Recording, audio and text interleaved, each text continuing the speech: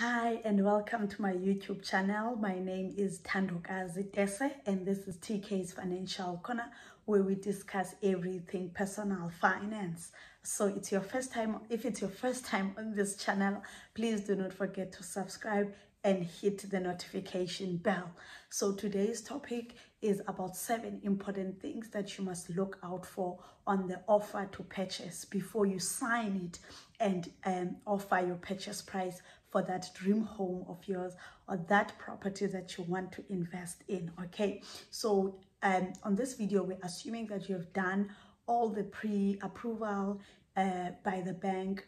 They've assessed you in terms of affordability, they have done the credit check on you, and they have pre-approved you, and in return you have done a house viewings, and you have decided that this is the particular home that you are looking for, and in fact you want to offer the purchase price on.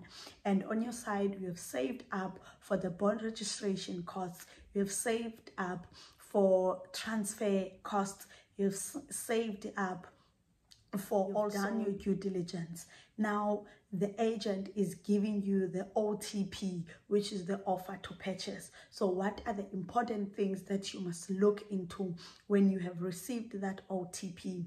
But before you can even look into anything, take that OTP home. Do not sign it on the spot. Take it home, have a homework, go through it, give yourself time, make sure that you understand it line by line. Okay, so let's get into the 7 important things that you must look out for. All right, so the first thing, it's the personal details.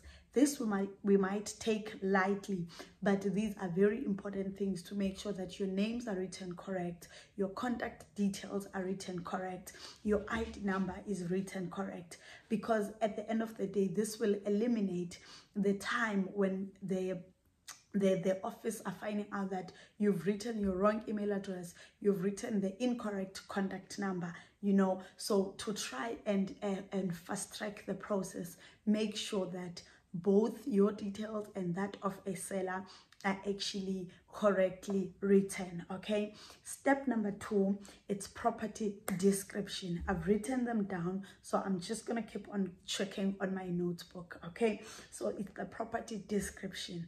Please make sure that the property is as is described as per your knowledge, because you viewed the property, you know what's in there, you know what is not there. Okay, if there's a pool, then there's a pool. If there's a patio area, there's a patio area. If there's a laundry room, there's a laundry room. So make sure that everything is written, the size of the property, everything is written up to the T.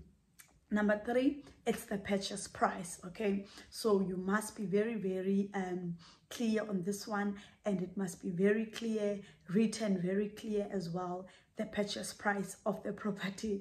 That is very important. I cannot stress that enough, guys. That was number 3. Number 4, it's the occupational date. So this simply means, when are you going to be moving into the property? Are you going to be moving into the property once the property has been registered under your name? Okay, that's number 1. And then if not, if a push comes to a shove, you move into the property earlier than the agreed date between you and the seller. You must be aware that the seller can charge you occupational rent, and you must be ready to pay that rent for the duration that you will be staying in the house, before the property is transferred to your name, or before the agreement that you guys have agreed upon with the seller. Okay, and then features and shuttles. So these are the things that will come with the property. So it must be stated clear on the OTP. What will this property come with? The ceiling, the air conditioners, you know, all those things. And also appliances, you know, if you've I like the smeg that is in this kitchen, I like the smeg fridge, the smeg, you know, whatever, and then you have agreed with the seller that you will take those appliances, you want those appliances when you are moving into the property, then those things must be made clear on the OTP. Okay, and another important factor is the defects. Okay, so this is number 6, the defect on the property. So if we're talking about the defect, we have 2 kinds of defects. Okay, we have patent and latent defects. So these 2 different types of defects in layman's term simply means that the defects that you can see, okay, like if a cracked wall, you can see that, a cracked tile, you can see that, a cracked ceiling, you can see that. Okay, those are the defects that you can see. But there are defects that you cannot see with the naked eye, like me and you. Like there are defects that we cannot see with the naked eye. So such defects, then they need experts to come and check your property, evaluate your property to make sure that everything is in order. Like cracked wall, because sometimes the walls are painted, they are fresh and all that, and you can't see those things, you know. And then if you got someone who's a professional in that space, they can come and they can tell you what's wrong with the property, like the things that we cannot see with the naked eye.